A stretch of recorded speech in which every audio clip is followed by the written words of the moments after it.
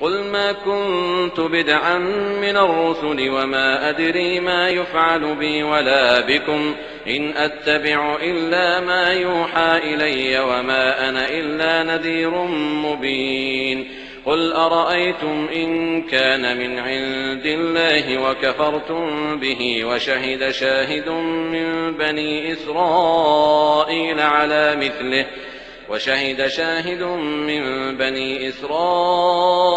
على مثله فآمن واستكبرتم إن الله لا يهدي القوم الظالمين.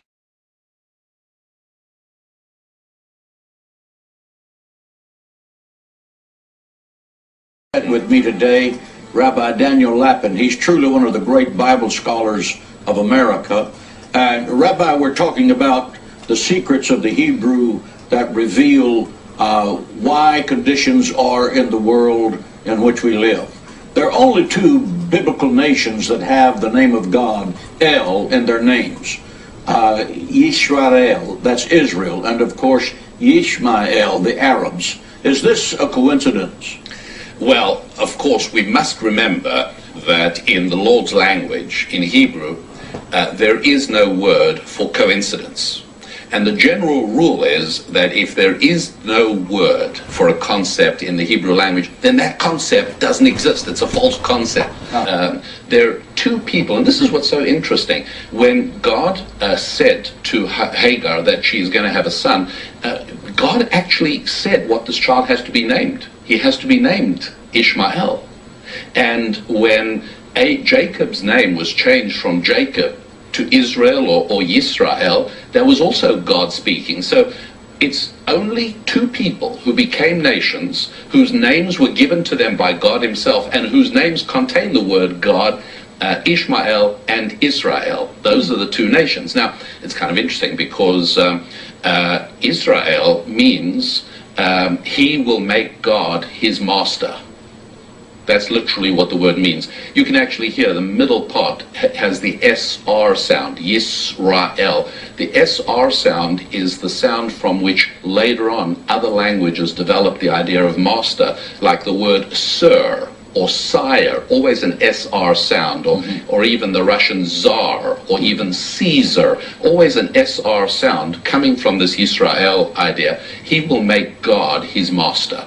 And that is, surely, is that not the essence of the Judeo-Christian tradition? Absolutely. We will make God the boss. That's right. That's what it's about. Now let's take a look and see what Ishmael means. Ishmael means God will hear him. Well, not surprisingly, Arabs pray, Muslims pray more than any other people. 5 times a day they pray, constantly, because part of their basic heritage that's locked into their name and into their identity is this idea that God will hear them. And it's a tremendous advantage they have, because we have to be on the right track for God to hear our prayers. But God listens to them in a different way. So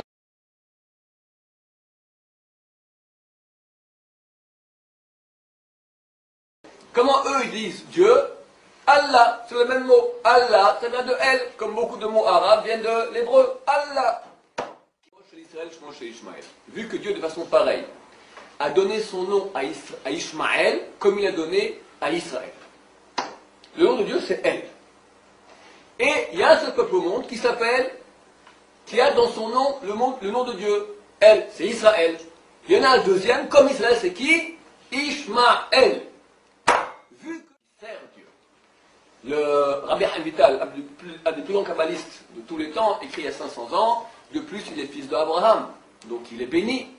Et Abraham a imploré Dieu, bénis, Lou Yichile Fanecha Ishmaël, que bénis Dieu. Et Dieu l'exauce, il est béni, il est circoncis, donc il a une alliance, Brit, c'est une alliance avec Dieu. Il sert même Dieu que nous, donc il a du mérite. Un homme. Nous sommes tous des âmes du premier homme. Alors que tous les autres êtres humains sont appelés des Bnei Adam, des fils de l'homme. Nous sommes une seule entité. Maintenant, il y a un peuple qui est aussi appelé Adam. C'est Ishmaël. Il est appelé Père et Adam. Homme, c'est un homme. C'est la seule religion au monde qui sert le même Dieu que nous. La seule. Le Dieu d'Abraham. Tu en connais une autre? Tu me fais une grimace comme ça. Ils servent avec leur fils aussi. Il y a le Père, le Fils, Saint-Esprit, la Marie, la Vierge. Ils ont toute une collection là-bas. Eux, rien. Que lui. Abraham a prié Dieu, bénis Ishmaël. Et Dieu a béni Ishmaël. Il est béni. Ce peuple qui fait la Brit Mila. Ce peuple qui a droit à être en terre d'Israël à la place de nous. À l'endroit du temple. Aucun autre peuple a pu y être. Longtemps en tout cas. Donc au niveau des mérites, il est beaucoup plus grand que les autres.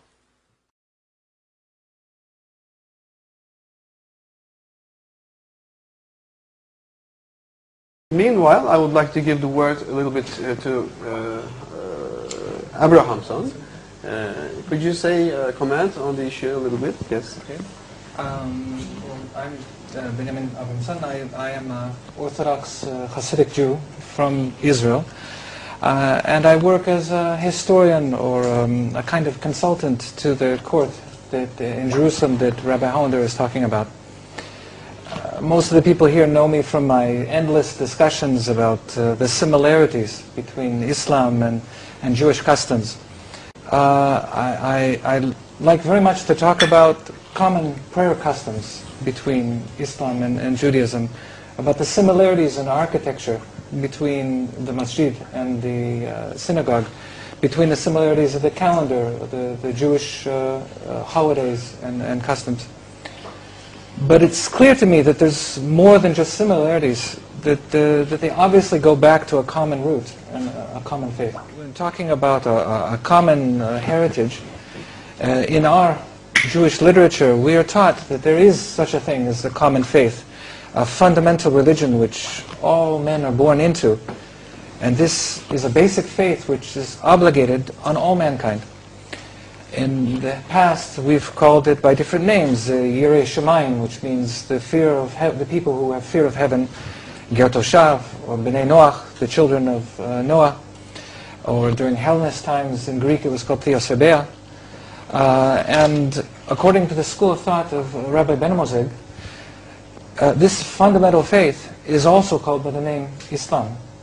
In the Torah, everywhere that the word Kenite, Keni, which means the children of Jethro, is translated to the Aramaic translation in Targum Onkelos, the word that is used is Salamai or Muslamai.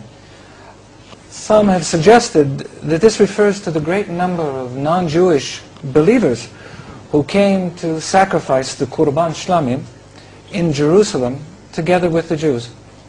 Salamai, Muslimai, Muslimi. This could be a clear indication in our literature that Islam is an ancient religion dating back to the time of the Second Temple, or even earlier. And if Islam's roots, if the roots of Islam are the same as what we call Bnei Noach, then for us it is much older. This is the religion of Noah. This is the religion of Adam himself. The closeness of Islam and Judaism has always been understood by biblical scholars until recent years. The close relationship with the Jews, the 10 lost tribes, the Arabs, the Rechabites, all this was assumed to be true. It was only with the advent of German revisionists like Wellhausen and Buchler and others that this began to change. They introduced ideas that Islam had something to do with worshipping the moon, rocks, or some asteroid that fell. But devout Jews know that this is not true. It's a fact of Jewish law that we believe that Muslims are perfect monotheists. They worship the same God.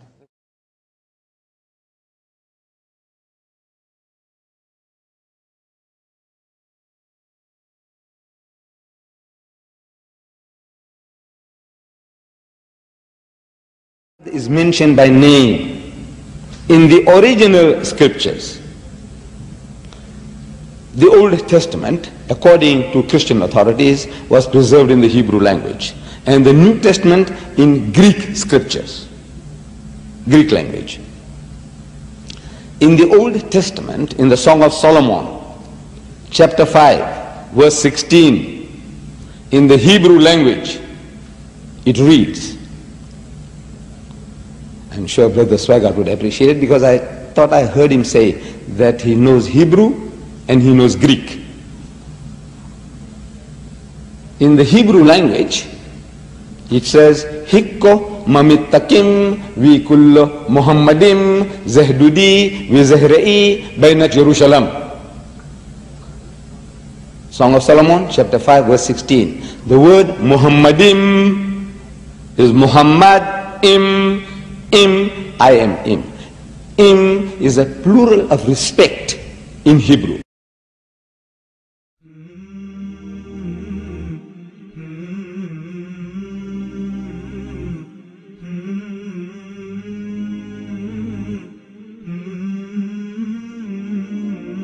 You can't associate with the word Muhammad.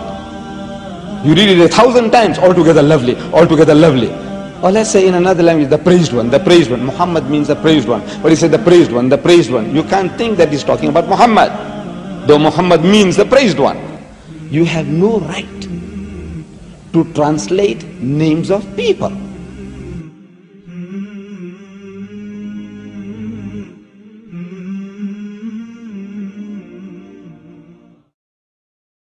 اكتب لنا في هذه الدنيا حسنة وفي الآخرة إنا هدنا إليك.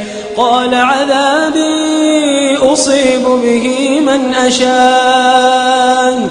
قال عذابي أصيب به من أشاء ورحمتي وسعت كل شيء فسأكتبها للذين يتقون. فسأكتبها للذين يتقون ويؤتون الزكاة والذين هم بآياتنا يؤمنون. الذين يتبعون الرسول النبي الأمي الذي يجدونه مكتوبا عندهم في التوراة والإنجيل يأمرهم بالمعروف وينهاهم عن المنكر ويحل لهم الطيبات ويحرم عليهم الخبائث ويضع عنهم إصرهم والأغلال التي كانت عليهم. فالذين آمنوا به وعزروه ونصروه واتبعوا النور الذي أنزل معه أولئك هم المفلحون. قل يا أيها الناس إني رسول الله إليكم جميعا الذي له ملك السماوات والأرض لا إله إلا هو يحيي ويميت. فآمنوا بالله ورسوله النبي الأمي الذي يؤمن بالله وكلماته واتبعوه لعلكم تهتدون.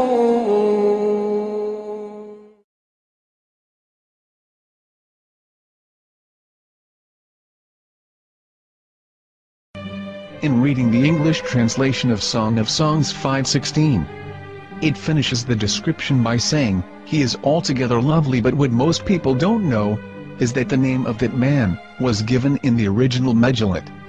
Here is verse 16, and how it is written in ancient Hebrew, before introducing the vowels, in the 8th century. From the Hebrew Bible, on scripturetext.com. Here is the word in question.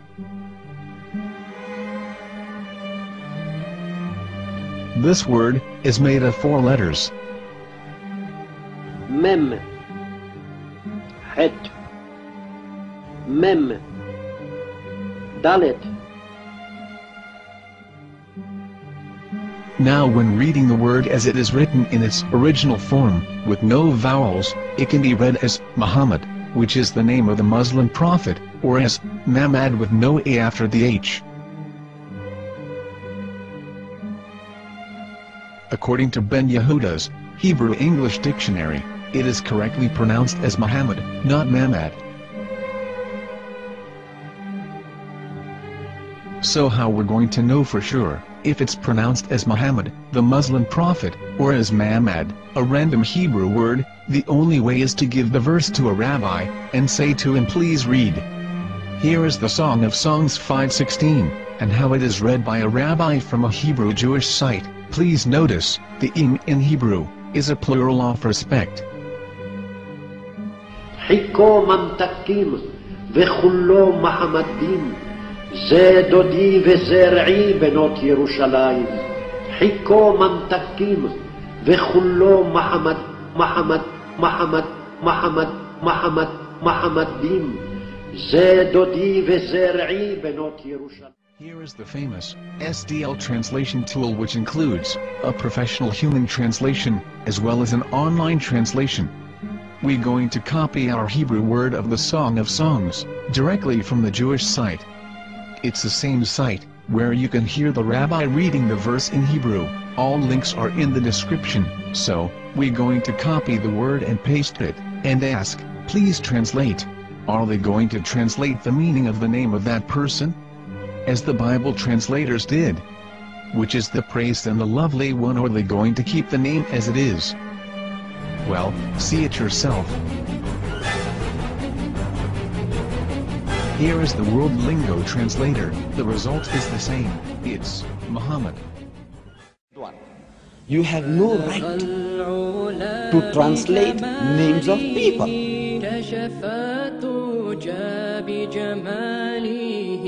حسنت جميع خصاله صلوا عليه وآله صلوا عليه وآله. Community. There was a Jewish community, quite a large Jewish community, that lived in Arabia.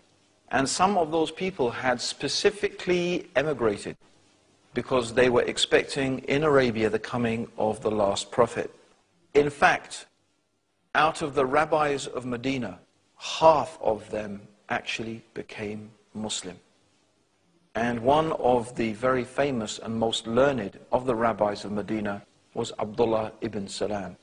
In fact, he said concerning the Prophet Muhammad, may Allah's peace and blessings be upon him, we knew your name and we knew the time and the place of your coming. And he accepted Islam.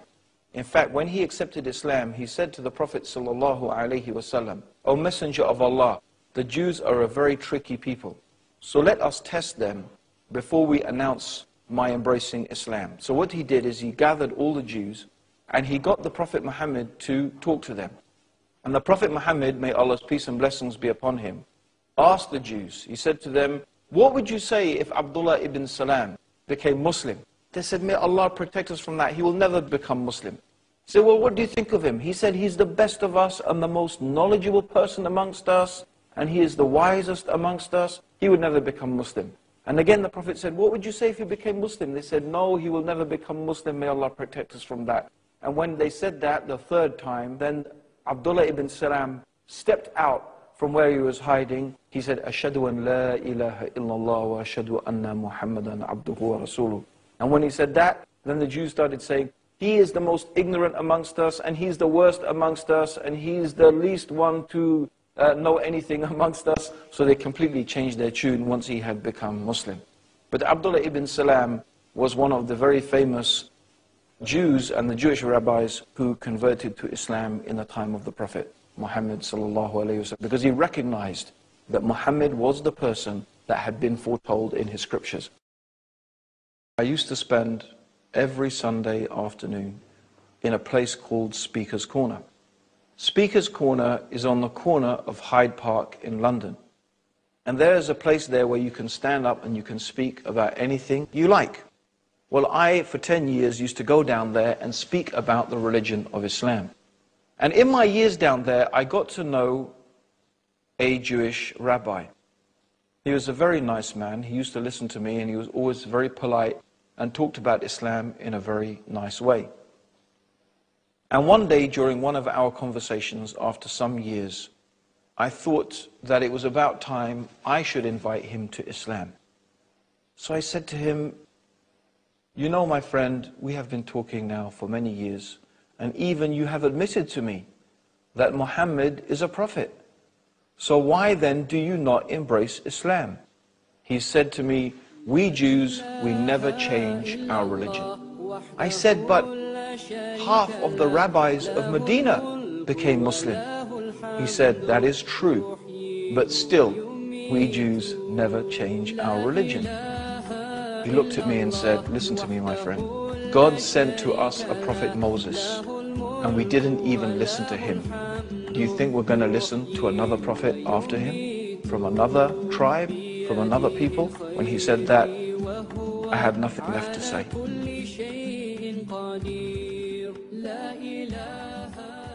Si un prophète vient et fait des miracles, on doit le croire. Il marqué noir sur blanc. S'il viendra un prophète, tu te diras maintenant, voilà, demain, il fait un miracle, tu dois le croire. Comment c'est qu'un type est un prophète? On a eu 48 prophètes, comment c'est qu'il est prophète? On l'examine. Voilà, on est maintenant en plein juin, il me dit, demain midi, il va neiger. Et demain midi, il neige. Si demain midi 5, il neigeait pas à midi comme il a dit, on le tue, parce que c'est un faux prophète. C'est très grave d'être faux prophète. On le teste plusieurs fois. Après, on voit que tout ce qu'il dit, c'est OK, alors on doit le croire. La Torah oblige de croire le prophète. Avant. Comment je sais que les 48 prophètes, ils sont vrais? Un prophète, il doit faire des miracles. S'il les fait, on doit le croire. Jésus vient, il fait des miracles, on doit le croire aussi. Pourquoi on croit aux 48 prophètes, Ishayahu, Irmiyahu, Zacharia, etc. Et Jésus, on dit, allez, dégage. Pourquoi? Exactement. C'est marqué encore, petit article dans la Torah, c'est marqué.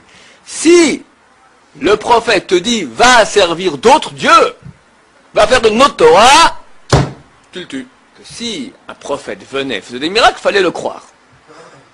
Donc, le prophète en lui, le fait qu'il fasse un miracle, c'est rien du tout. Ce qui est, c'est que la Torah qui a été donnée par Dieu, avec la preuve que Dieu lui-même vient, me dit, si demain je vois un prophète, et il fait des miracles, et il te dit de faire ma Torah, tu le crois. Mais le miracle en soi, c'est rien. C'est pour ça que si maintenant vient un autre prophète, comme Jésus, il fait des miracles, il me dit, ok, maintenant on va faire, allez, ça on enlève. Qu'est-ce qu'ils ont fait? Jésus, ils ont dit, ok, pas manger le porc. Alors plus tard, c'est en pensée. Shabbat, en pensée. Après, ok, je te parle de christianisme, d'accord? On ne sait même pas si Jésus il a existé, d'accord? On ne sait pas qu'est-ce qui est vrai ou faux. Je parle du christianisme en tant que tel qu'il existe. راه اليهود ما كانش عندهم غرام ديال الشك في ان سيدنا محمد نبي حقيقي موقنين بانه نبي ولكن ما بغاوش لان ماشي يهودي ماشي من بني اسرائيل جاي عربي ما بغاوش ويعني وكيتعنتوا على رب العالمين كيقولوا تجيب لنا رسول مننا نامنوا من غير مننا لا ما بغيناش ولو انه ارسل اسرائيليا من بني اسرائيل لكفروا به علاش؟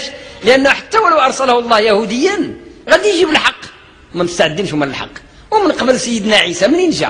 من اليهود شنو هو عيسى عليه السلام؟ اسرائيلي شحال من واحد كيسحب له يعني بسبب يعني التحول البيئه والظروف انه سيدنا عيسى حتى النصارى ديالو ربما غالطين في هذا الشيء هذا القران واضح مسطر الامور كيسحب عدد ديال الناس كيسحب لهم يعني سيدنا عيسى فرنساوي ولا انجليزي ولذلك مصورينه في الكنائس ديالهم دايرين ليه عينيه زرق ووجهه ابيض زعر رومي عمره ما كان هكاك عليه الصلاه والسلام كيتخيلوا هو سيدنا عيسى من الشرق العربي من فلسطين ما عمره ما كانت عنده ديك الهيئه عليه الصلاه والسلام خيال تخيلوا فعيسى عليه السلام يعني كان منهم من آل عمران ولد مريم ومريم شكون هي يعني من بني إسرائيل مريم وعمران أبوها من بني إسرائيل فجاهم يهودي ديالهم وجاب لهم التوراة والإنجيل ماشي جاب لهم غير الإنجيل بوحده لا جاب التوراة وجاب الإنجيل بجوج وكفروا لأنه كما قلنا من قبل بغى يقلع لهم الربيعة يعني أولئك القوم من سدنة يعني مالين الحيازة على الأموال اللي بداو كيبيعوا الفتوى يتخلصوا في الفتوى يحللوا ويحرموا مقابل أموال ويسيروا الأمة إلى الضلال مقابل أموال رفضوا يجي الحق ولذلك حتى ولو أرسل الله رسولا إلى بني إسرائيل من بني إسرائيل في زمان محمد عليه الصلاة والسلام لكفروا به بل قتلوه كما قتلوا الأنبياء من بني إسرائيل على زكريا ويحيى منين هما وقد قتلهم بنو إسرائيل يهود هما يعني من بني إسرائيل، وجاو أنبياء وجابوا الحق ودبحوهم اليهود ولاد عمهم وخوتهم وأسر ديالهم. وضربت عليهم الذلة والمسكنة وباءوا بغضب من الله ذلك بأنهم كانوا يكفرون بآيات الله ويقتلون النبيين بغير الحق ذلك بما عصوا وكانوا يعتدون.